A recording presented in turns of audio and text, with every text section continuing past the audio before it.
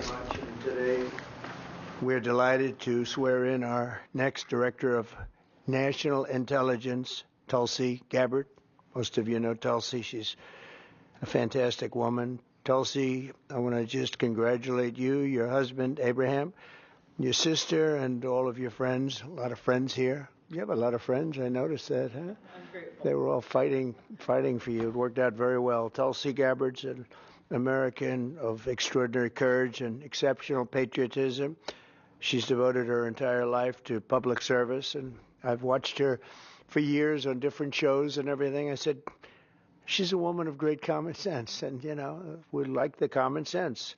It's a word that's being used a lot. I think we started it in terms of politics, but it's a word that's used a lot. It's usually pretty effective, too, and you really are. I've watched you even on Larry King. You're very young. I don't know how you were Larry King, but you're very young. But you were, and you always had the situation covered properly. At 21 years old, Tulsi became the youngest woman ever elected to the Hawaii State Legislature. After 9/11, she joined the Hawaii Army National Guard and deployed abroad 3 times, and highly respected by everybody. So many people writing in letters saying she was so exceptional even then. She continues to serve as a lieutenant colonel in the U.S. Army Reserve, and Tulsi also served 4 terms in the United States House of Representatives, where she was a member of the House Armed Services Committee. She is a former vice chair of the National Democratic Party. Can you believe that? And here she is. That's very nice. We have a few of them. But she was never a Democrat. She was, at heart, she was a Republican. I watched her. And was a 2020 Democrat candidate for President of the United States. It's not easy, right? It's not so easy. People think it's easy. It's not easy. Throughout her service, Tulsi has always distinguished herself as a leader of the highest caliber.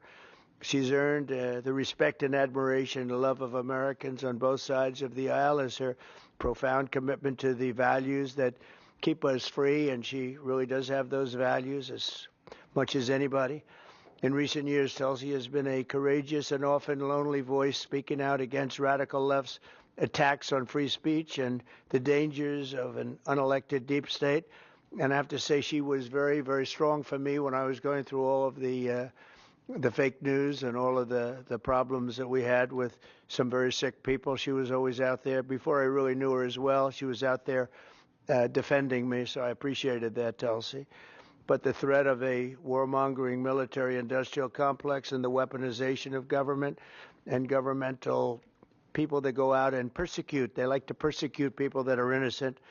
Tulsi herself became a target of that weaponization when she was outrageously placed on a suspected terrorist watch list by the Biden regime. It's a very evil regime after criticizing their appalling abuses of power. And I'm confident that as Director of the National Intelligence, Tulsi will work tirelessly to keep America safe.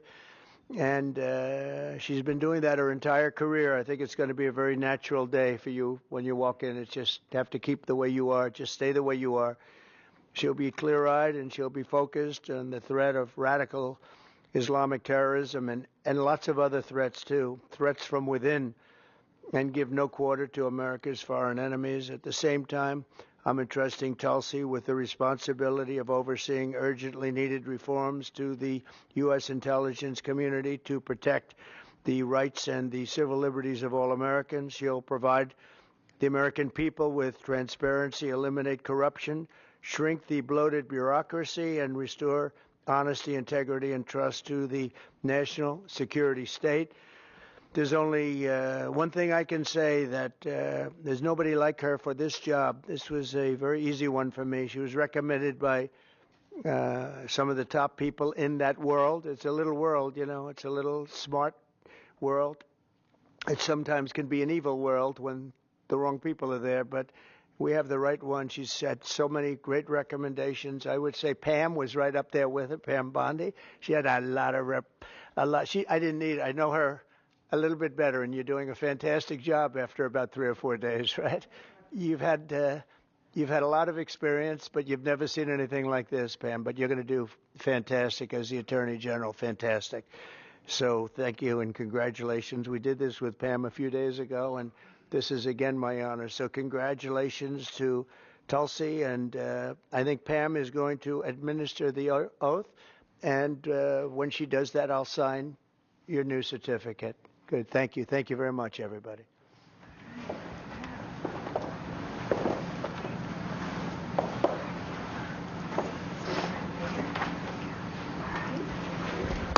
Please place your left hand on the Constitution and raise your right hand and repeat after me. I do solemnly swear I, Tulsi Gabbard, do solemnly swear that I will support and defend the Constitution of the United States that I will support and defend the Constitution of the United States against all enemies, foreign and domestic, against all enemies, foreign and domestic, and that I will bear true faith and allegiance to the same, and that I will bear true faith and allegiance to the same. that I take this obligation freely I take this obligation freely, without any mental reservation without any mental reservation or purpose of evasion, or purpose of evasion, and that I will well and faithfully that I will well and faithfully discharge the duties of the office on which I am about to enter. discharge the duties of the office on which I'm about to enter. So help me God. So help me God. Congratulations.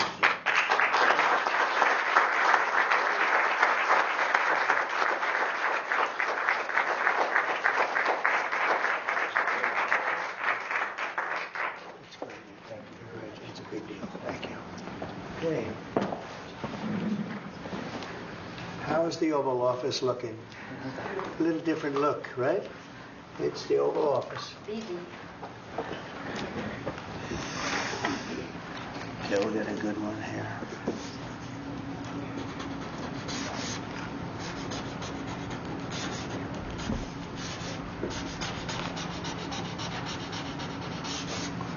Okay, not bad. Ready?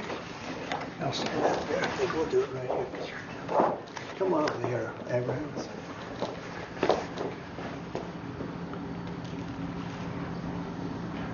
Okay, I'm sure there are no questions. Mr. President,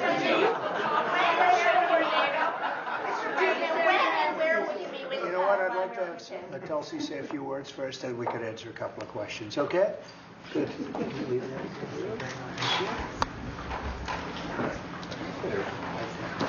That's good.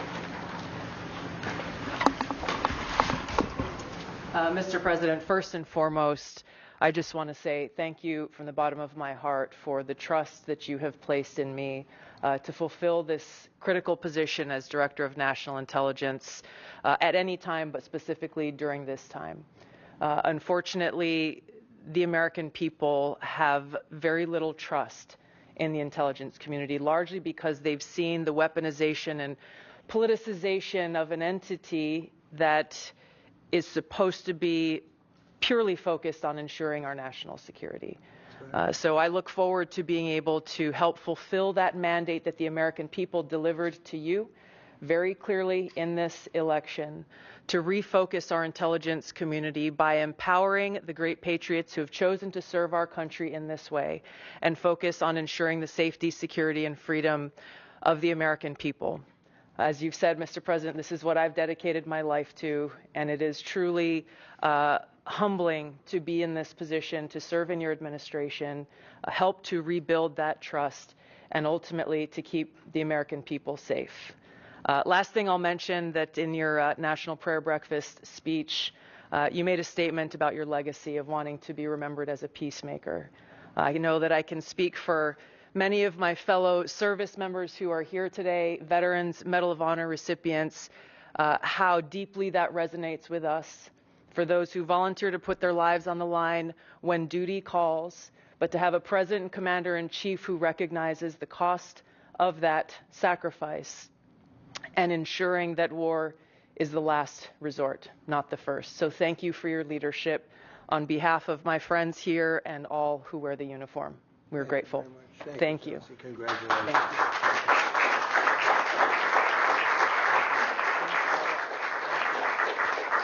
Mr. President, when and where do you plan on meeting with Vladimir Putin, and were there any preconditions?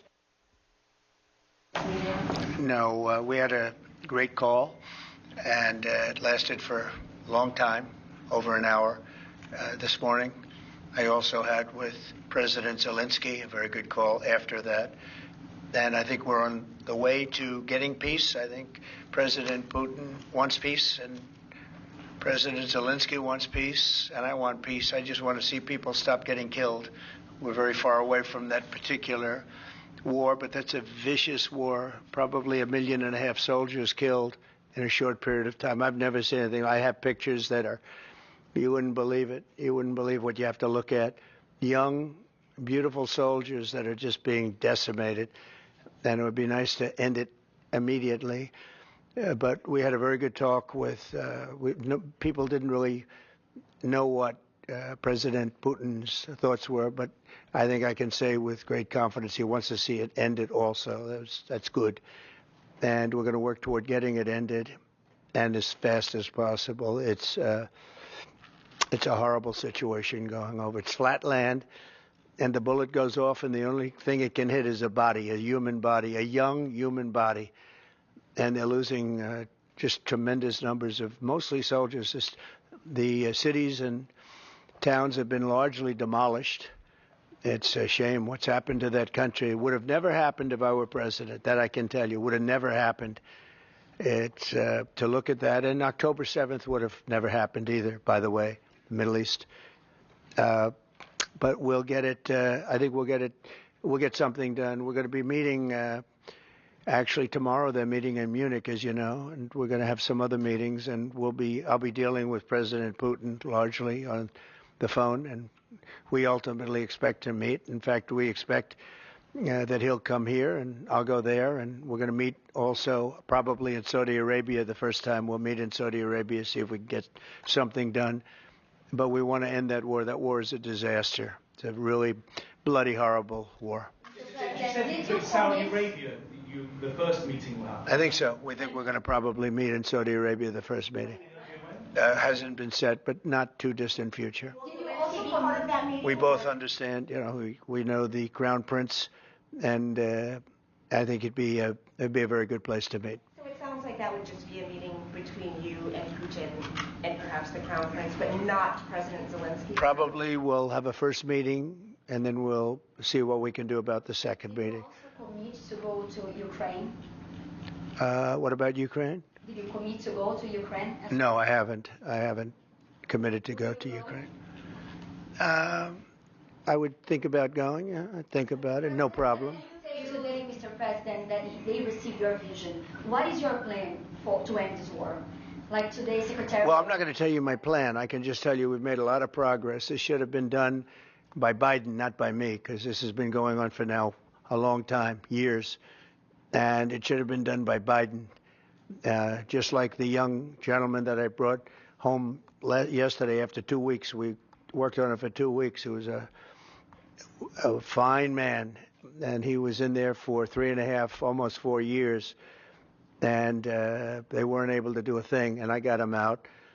And as you know, I didn't pay $6 billion. I didn't pay anything. We did a trade. And we did a good job. We got him out in 2 weeks. It should have been out years ago. It really should have been out years ago. Oppose NATO membership for Ukraine? I don't think it's practical to have it, personally. I know that our new Secretary of Defense, who's excellent, Pete, made a statement today saying that he thinks it's unlikely or impractical. I think probably that's true. I think long before President Putin, they said there's no way they'd allow that. This has been going on for many, many years. They've been saying that for a long time, that Ukraine cannot go into NATO. And I'm okay with that. I just want the war, whether they are or they're not. But it certainly would seem to be that most people have said that is something that's not going to happen. Are you freezing out President Zelensky of this process a bit? Isn't there a danger of that? No, I don't think so, as long as he's there. But, at some point you're going to have elections, too. You're going to have an election. He says he wants security assurances, Mr. President. What does that look like? In terms of what? If the war were to end, he says he wants guarantees of security. We'll see what that means. I think when the war ends, one thing he was very strong about, if it ends, he wants it to end. and that's President Putin said that. He wants it to end. He doesn't want to end it and then go back to fighting 6 months later. We talked about the possibility, I mentioned it, of a ceasefire so we can stop the killing, and I think we'll probably end up at some point getting a ceasefire in the not too distant future. Do you expect Ukraine? Say it, what? Do you view Ukraine as an equal member of this peace process? It's an interesting question. I think they have to make peace. Their people are being killed, and I think they have to make peace. I said that was not a good war to go into, and I think they have to make peace. That's what I think. Why did you decide to provide support to Ukraine? Would you support Zelensky ceding territory or exchanging territory in any agreement to end the war? Well, he's going to have to do what he has to do, but, his poll numbers aren't particularly great, to put it mildly. He's got a country where, it's been savaged and attacked, and he's got an army that's been very, very brave, actually, despite the fact that, we've given him, in my opinion, $350 billion. That's what the real number is. You don't hear that number. And Europe has given, in my opinion, $100 billion. And they've done it in the form of a loan. And I have a Secretary of Treasury right now who's actually quite brave. He's over in Ukraine on a train. And there's a lot of things happening around that train that aren't so good. And he's going there to get a document done where we're going to be assured that we're going to, in some form, get this money back, because we're putting up far more money than Europe, and Europe is in far more danger than we are. We have an ocean in between. Europe has nothing in between. They have in between, they have Ukraine in between. So wait a minute. So, as you know, Europe is putting up money, and they're getting it in the form of a loan. And the United States under Biden didn't do loans. They just handed money every time somebody walked in from Ukraine. They just handed them money foolishly. This should have never happened. It should have never started. And once it did, other things should have happened. Other things should have taken place. So we're getting security on our money. We're going to have it secured by, they have rare earth, and they have oil and gas, and they have a lot of other things. And we're asking for security on our money. So does it mean you are not sending any more They've agreed to it. Ukraine? Ukraine has agreed to it. Does it mean you are not sending any more aid to Ukraine? No, we are, but we want it secured, and the money is going to be secured. When will the U.S. stop sending funding? When will the U.S. stop sending funding? Because if we didn't do that, then Putin would say he won. We're the thing that's holding it back. And frankly, we'll go as long as we have to go, because we're not going to let the other happen. But President Putin wants to have peace now, and that's good. And he didn't want to have peace with Biden.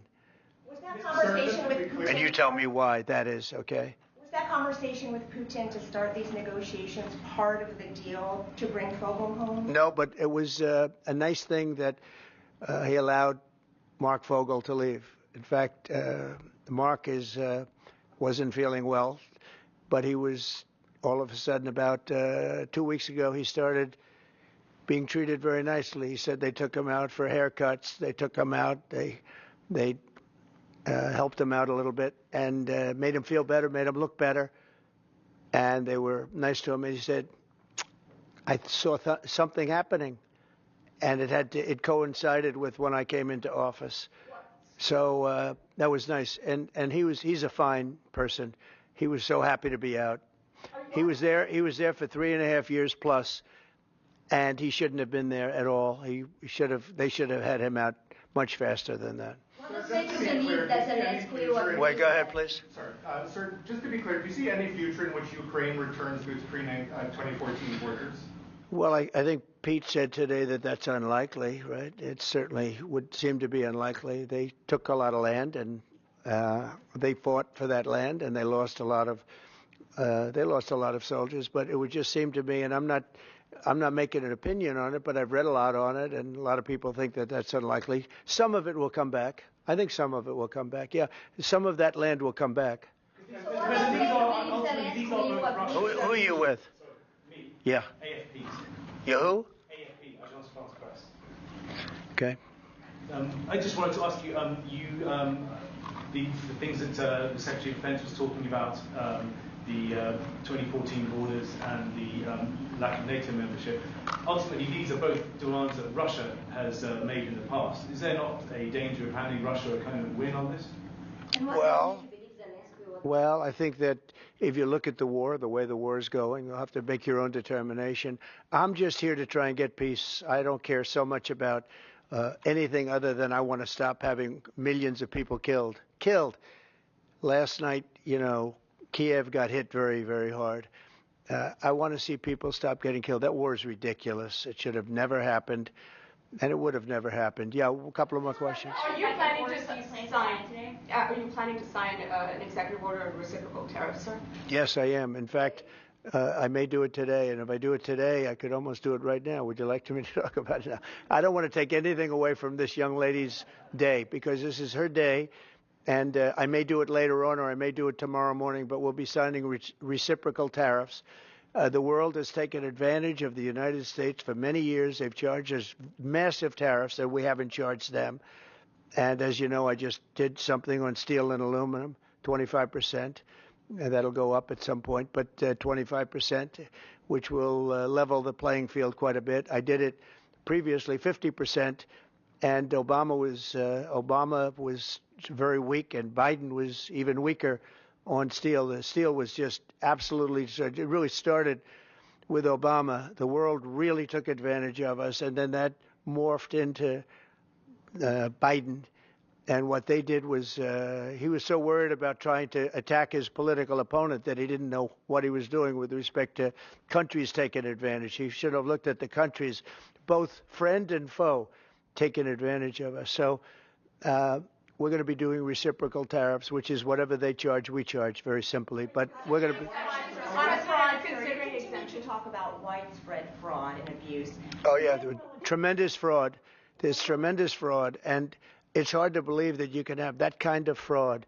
You're talking about are you talking about what? Wait. Which are you talking? You're talking about with regard to all of the investigations that are going on about this stupidity.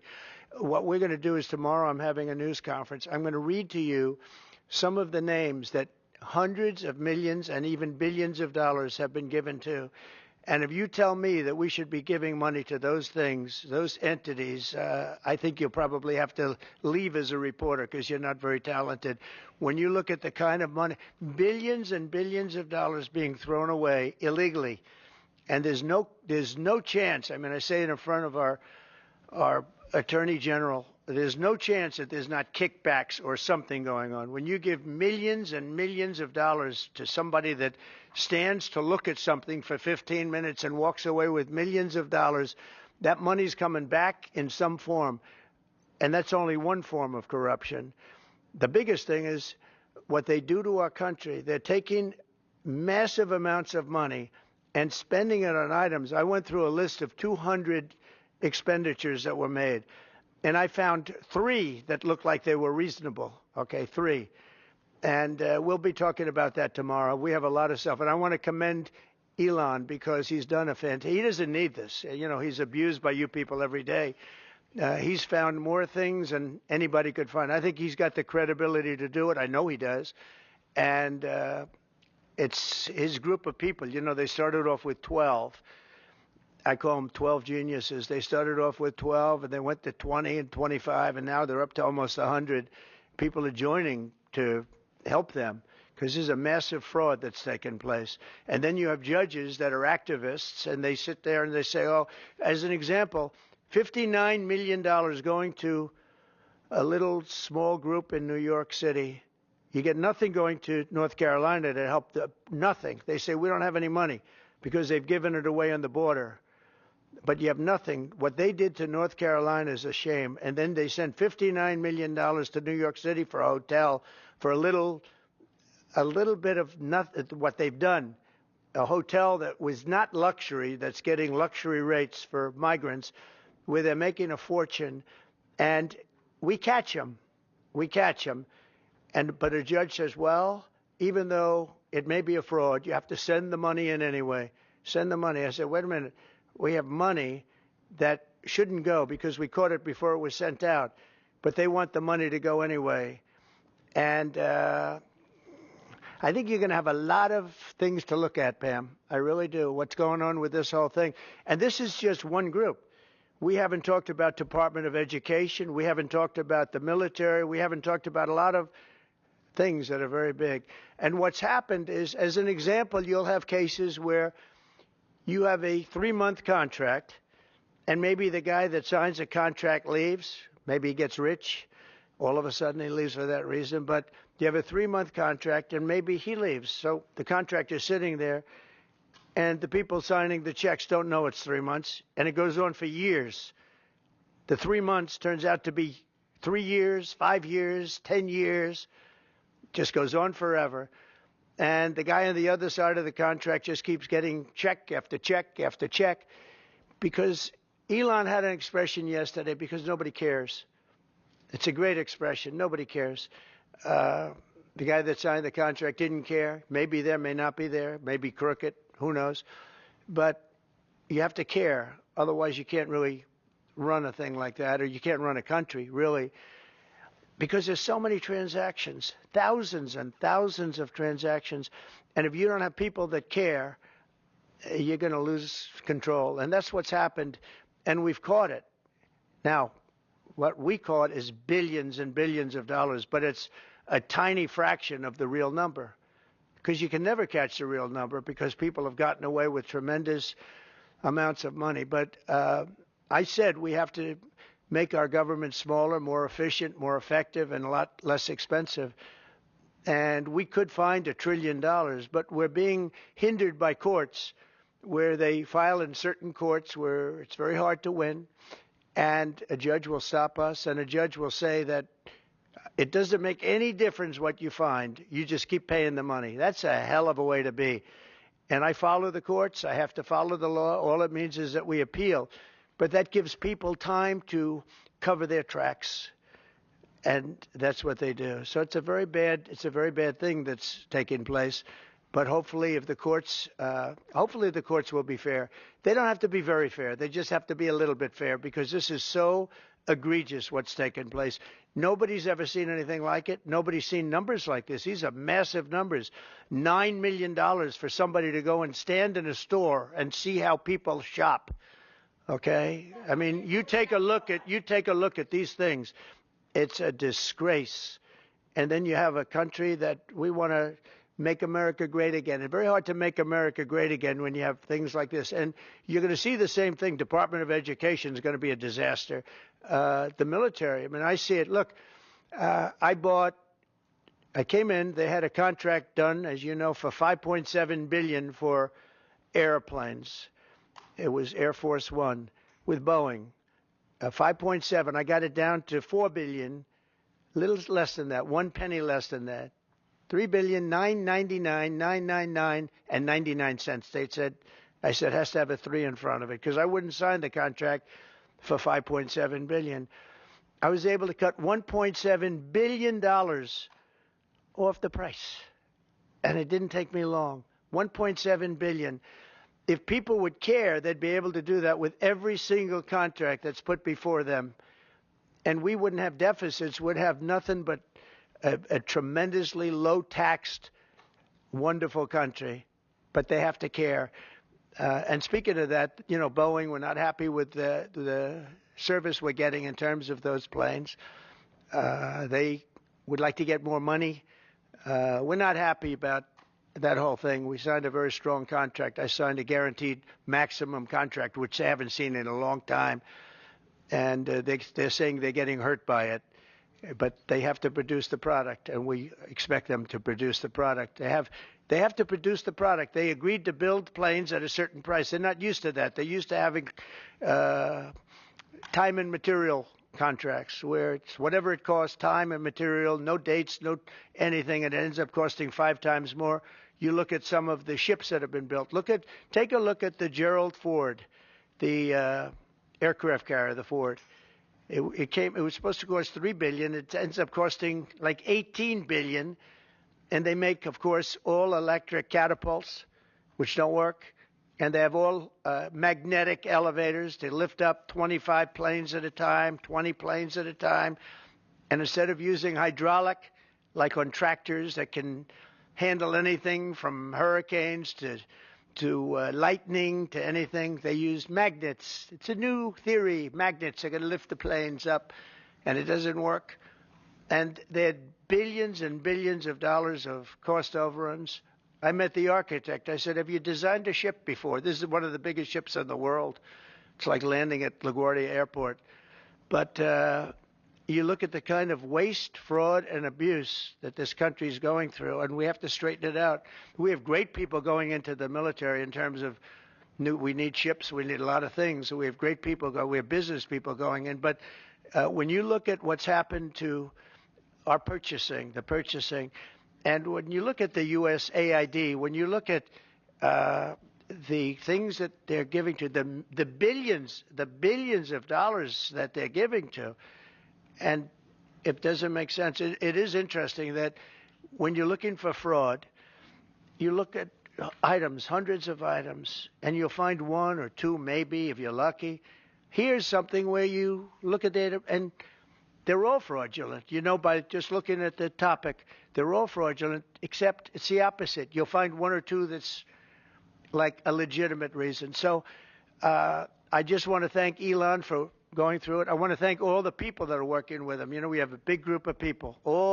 I think the lowest IQ is about 160. That's very high. I think you have a couple of 182s in there, but they're doing a fantastic job.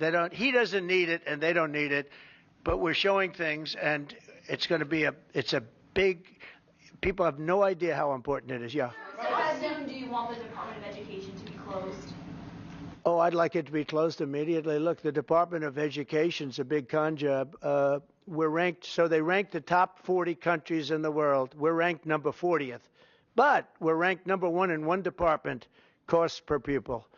So we spend more per pupil than any other country in the world, but we're ranked number 40. We've been between 38 and 40. The last time I looked, it was 38, and then I looked 2 days ago. It came out the new list. It came out at number 40. So we're ranked 40. Norway, Denmark, Sweden. I hate to say it, China, as big as it is, it's ranked in the top 5, and that's a primary competitor. We're ranked number 40. So if we're ranked number 40, that means something's really wrong, right? And I say send it back to Iowa, to Idaho, to Colorado. Send it back to places that, and there are a lot of Indiana. You have a great new governor. You have a great senator that Jim Banks just got elected. You got great people. I'll tell you what, Indiana is going to be fantastic. We probably have 35, maybe 37 states that will do as well as Denmark, Norway, Finland, Sweden. They'll be just as good. Then you have the ones that we all know about. It'll be the same story. But you know what? Even they will be good. Because you look at New York, you give it to Westchester County, you give it to Long Island, you give it to Nassau County, you give it to Suffolk County. Same thing you go out to, and you give it to upstate New York. So you'd have 4 or 5 sections. You give it to Manhattan. Manhattan's a little bit tougher for some reason. I don't know why it would be tougher, but it is. You give to California, and you go to various areas outside of Los Angeles, and you might have 6 or 7 different subgroups. But generally, like if you go to Iowa, you give it to Iowa. You don't have subgroups, you have Iowa. And other places that do a good job. If they do a good job, they're going to do a great job in education. Those places will be every bit as good as the various countries that do so well. All the time, it's the same countries that are doing well. And so we have a Department of Education where people from Washington, D.C., who in many cases don't care about the kids out in the country. They don't care about the farms and the farmer's daughter and the farmer's sons. We have a massive bureaucracy in Washington, D.C. We have buildings that are all over the city. Department of Education. I never said Department of Education's on all these buildings. By the way, nobody shows up to work because they're all working at home. You know, quote, working at home. They're not working at home. And a lot of them have second jobs. And that's the other thing that Elon Musk is looking at. How many of these people are getting checks, working at home, but they're not working because they have second jobs and even third jobs? You're going to find a lot of them. And those people are going to be fired because we have to make our government smaller. All right, one more question. Yeah, Jennifer, go ahead. Nice to see you. Thank you, sir. Two questions, one on Ukraine again, and then another one on the Kennedy Center. Do you think that as far as your negotiating tactics go, did Pete Hegseth take away some of your negotiating abilities with Putin by taking Ukraine's sovereign integrity off the table, by taking... No, I haven't done that. I'm backing Ukraine. I'm backing Ukraine. Don't say that. I'm approving, but I do want security for our money. You know, Europe is getting security. You know that, right? They're giving their money in the form of a loan. Nobody knows that. And why are we at 350 billion and Europe, which doesn't separate with an ocean like we do, we have a little thing called an ocean in between. Why is it that Europe is paying 200 billion less than us to help Ukraine? Very similar size. If you add up all the European countries, it's a little bit smaller than the U.S. in terms of the economy. Why is it that they're not paying the kind of numbers that they should be paying? And then on top of it, and I've been saying this to Biden, I told Biden, I said, you ought to be asking for either a loan or some kind of a security, like their oil and gas or something for the money, because you're putting up much more money than Europe, and you have no security. Europe's putting up a much smaller amount, and it's in the form of a loan, because we have people that were incompetent in the last administration, grossly incompetent, and we're changing it. But we change it, and all we do is we get hit by lawsuits from the radical left all the time. But here we are. We stand, and I guess we've done okay. Thank you very much, everybody. Thank you. Thank you.